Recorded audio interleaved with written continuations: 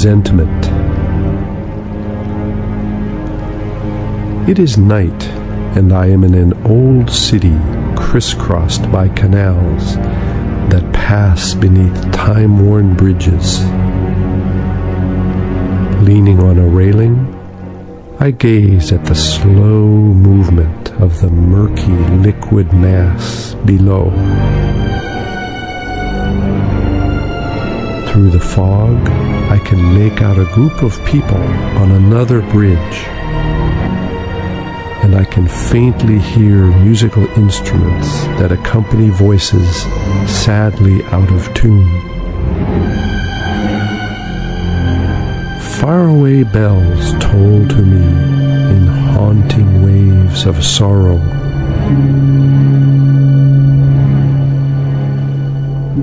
Now the group has gone and the bells have fallen silent.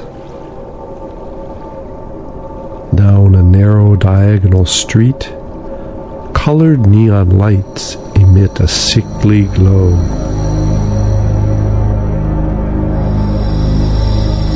I move on, once again entering the fog.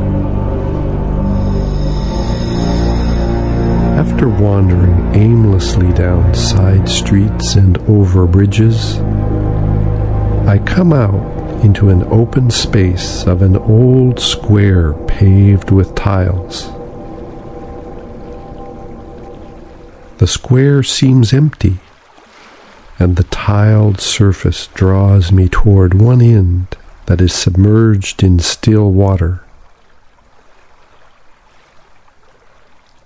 Ahead, a boat that looks like a hearse awaits me. But to reach it, I must first pass between two long lines of women dressed in black tunics and holding torches overhead. As I pass, they say in chorus, "O death, whose unlimited domain reaches the living wherever they may be. On you depends the span allotted to our life. Your endless sleep annihilates the multitudes, for no one escapes your powerful presence. You alone have the judgment that absolves, and no art can prevail upon your fury, nor plea revoke your design." I step into the boat, aided by the boatman, who remains standing behind me. Settling into the spacious seat, I notice that the craft rises slightly until we're just above the water. Then we begin to move, suspended above an open and immobile sea that is like an endless mirror reflecting the moon.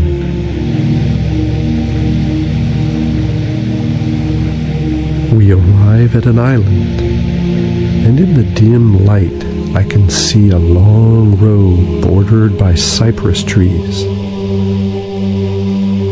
The boat rests on the water, rocking gently, and I step out while the boatman remains behind, impassive.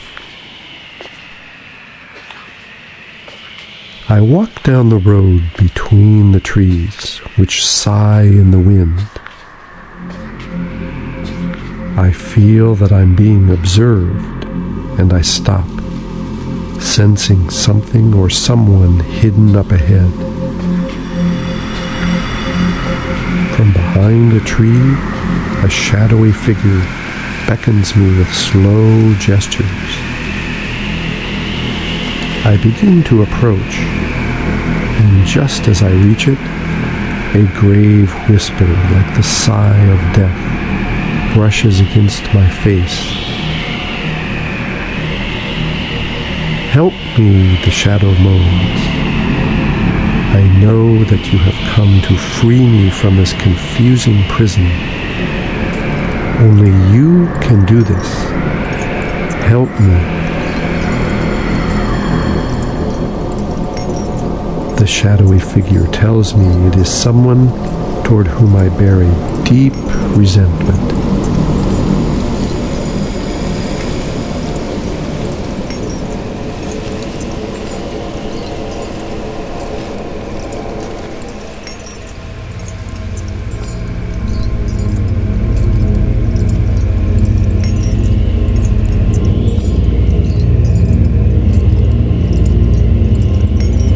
As though reading my thoughts, the voice adds, "It does not matter whether the person to whom you are bound by this most profound resentment is dead or alive, for the domain of dark memory respects no borders. Nor does it matter," the shadow continues, "whether the hatred and desire for revenge have been knotted in your heart since childhood or began only yesterday. Here, time is immobile. This is why we are always lurking in the shadows, only to emerge again at any opportunity, transformed into your various fears. And these fears are our revenge for the poison we must continually taste. Just as I ask what I should do, a ray of moonlight faintly illuminates the figure's cloaked head. Then the specter allows me to see it clearly, and I recognize the features of the person who has wounded me most deeply.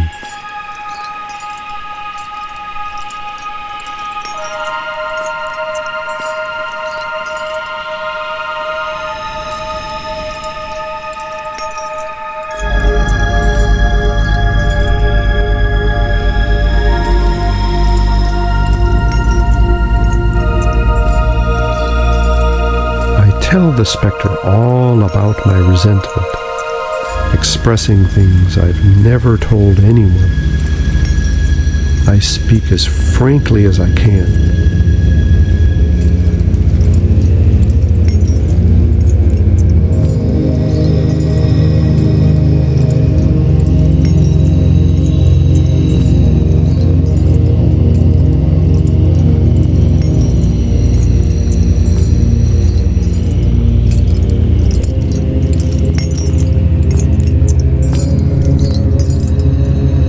The apparition asks me to consider the problem once again and to communicate everything that is important, even if my words are insulting.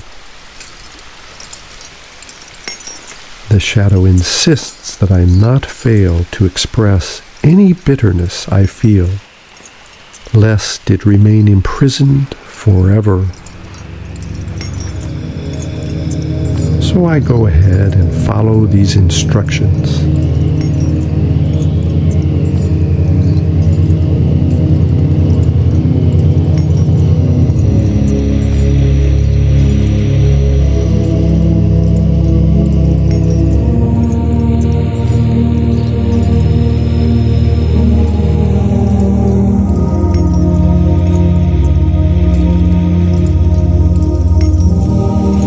The specter shows me a strong chain that binds it to a cypress tree.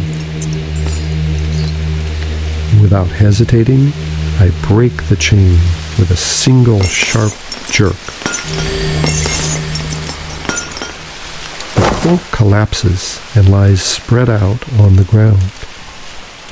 As the shadow vanishes into thin air and the voice recedes toward the heights, repeating these familiar words.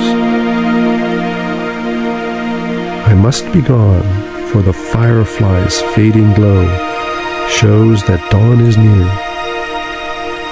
Farewell, farewell, remember me.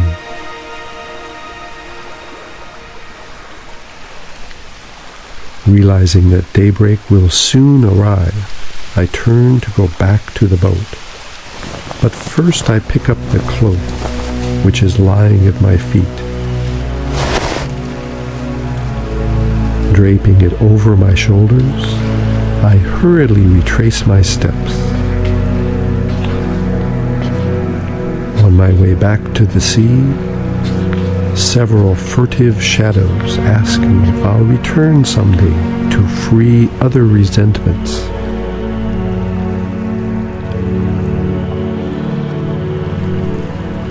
Near the shore, I see a group of women dressed in white tunics and holding torches overhead. When I reach the boat, I hand a cloak to the boatman. He, in turn, passes it to the women, and one of them sets it afire. The cloak flares up and is quickly consumed by the flames, without leaving a trace. At this moment, I feel a tremendous relief, as though I've sincerely forgiven an enormous wrong.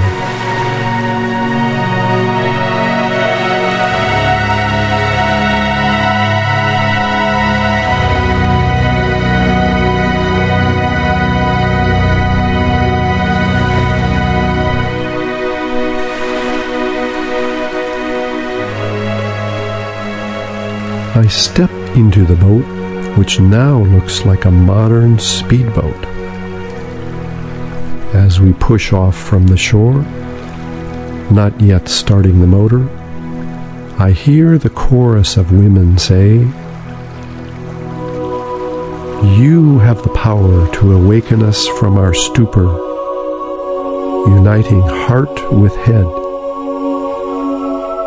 freeing our minds from emptiness, removing darkness and forgetfulness from inner sight. Come, beneficial power, true memory that straightens life into its rightful meaning."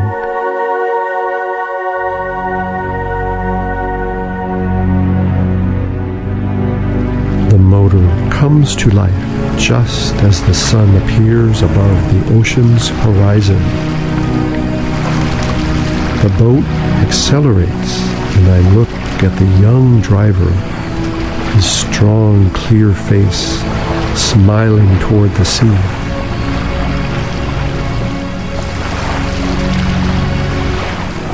We approach the city swiftly, bouncing lightly on the smooth swells.